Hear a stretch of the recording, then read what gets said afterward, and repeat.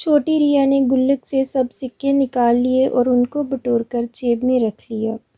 घर से निकल पड़ी। पास में ही केमिस्ट की दुकान थी। उसके जी ने वहाँ धीरे धीरे चढ़ गई।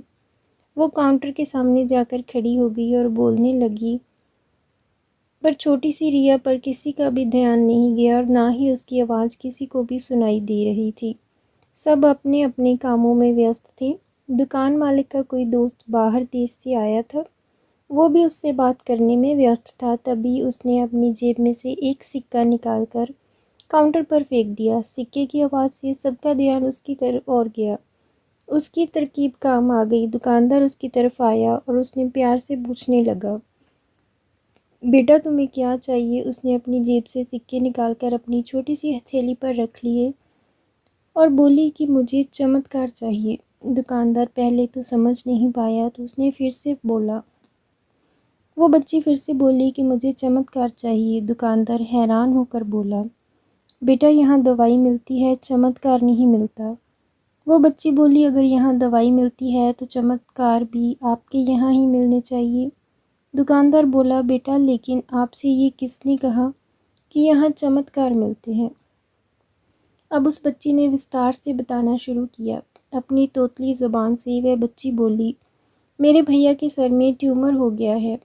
पापा ने मम्मी को बताया है कि डॉक्टर 4 लाख रुपए बता रहे थे। अगर समय पर इलाज ना हुआ तो कोई चमत्कार ही इसे बचा सकता है और कोई संभावना नहीं है। वो रोते हुए माँ से कह रहे थे कि अपने पास कुछ बेचने को भी नहीं है, ना कोई ज़मीन जायदाद है, ना ही गहने हैं। सब इलाज में पहले ही खर्च हो गए हैं। दवा के पैसे बड़ी मुश्किल से जुटा पा रहा हूँ। वो मालिक का दोस्त उसके पास आकर बैठ गया और प्यार से पूछने लगा, अच्छा कितने पैसे लाई हो तुम चमत्कार खरीदने को? उसने अपनी मिट्टी से सब रुपए निकालकर उसके हाथों में रख दिए। जब उसने वो रुपए गिने तो 21 रुपये 40 पैसे थे। वो व्यक्ति हंसने लगा और रिया से बोला, समझो तुमने चमत्कार खरीद लिया, चलो मुझे अपने भाई के पास ले चलो।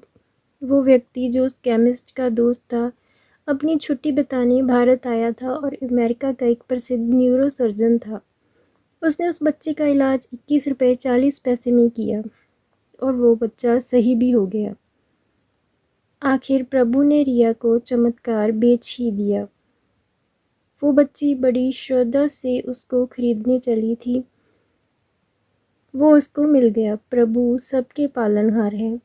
उनकी मदद ऐसे ही चमत्कार के रूप में मिलती रहती है।